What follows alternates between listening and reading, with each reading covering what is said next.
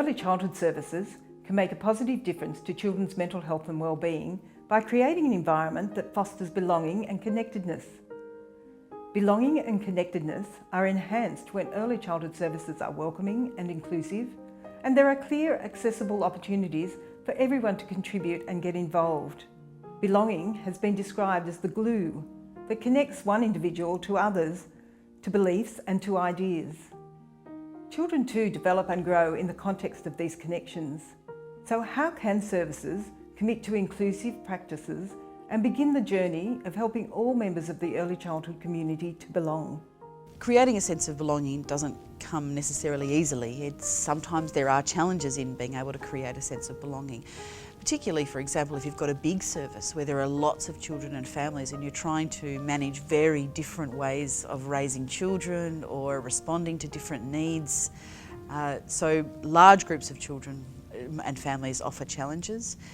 All the more reason why in those contexts early childhood educators need to have good systems, good policies, strong philosophies, good communication techniques to be able to communicate with a number of different people about different things at different times. When early childhood services commit to inclusive practices, it's often much bigger than they first expect, and it is really essential that we see this as a journey. It's not something you can do on one day and it's all sorted. It's a journey that we should be committed to in every way and every day in all the practices that we have in our services. And as things change, as people change, as educators might move on, we get new educators, and families move on, we have new families, new children. We still have to continue to think about the way we approach inclusive practice. It is a challenge to create a sense of belonging for everybody in a service, every child, every family, in part for an obvious reason, because everybody's unique and everybody's different. And while there are some generic kind of universal things that you can do, welcome signs and a kind of open door policy and having family and community social events. There are a lot of things you can do that are kind of general appeals to children and families to develop that sense of belonging.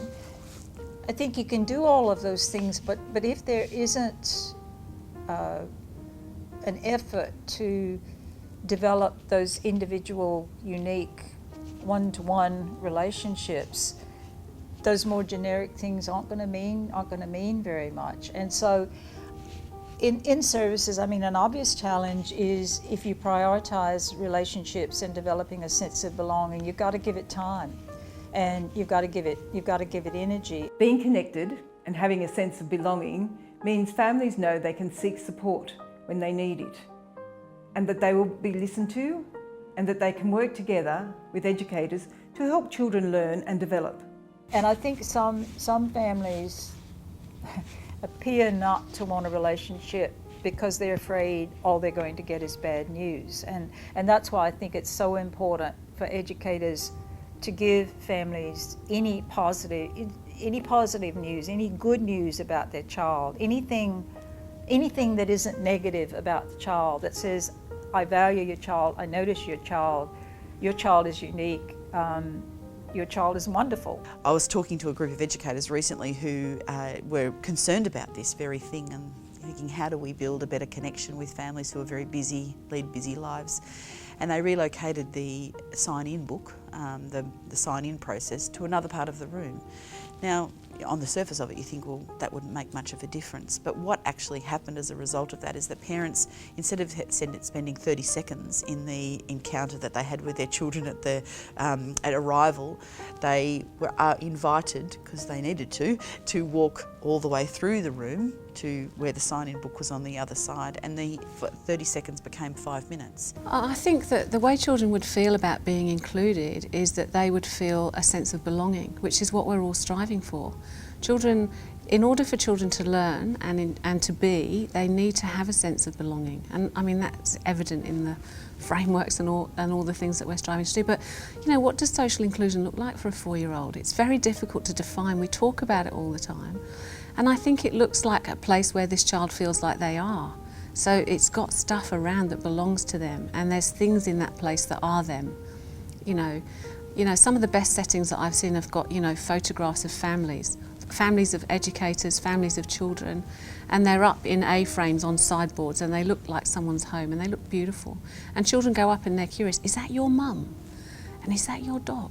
All those beautiful things, and children exchange that information in their setting, and then they're comfortable. So I think in the beginning, educators have to work extra hard because the onus is on them to establish the relationship. It's not I don't think it's a 50-50 proposition either obviously with children or with families. I think it's up to educators to demonstrate that they really want to have a relationship and that they want families to feel that sense of belonging. I think when all of the parts of an early childhood service, all the players, if you like, in an early childhood service feel a strong sense of belonging, people want to be there. They want to rock up, they want to be there, they want to participate. When we ask questions about things, we feel like there's a confidence in that we will be heard and valued in that discussion, and that when difficult things arise, we don't feel afraid of raising those issues or identifying things that are of concern to us.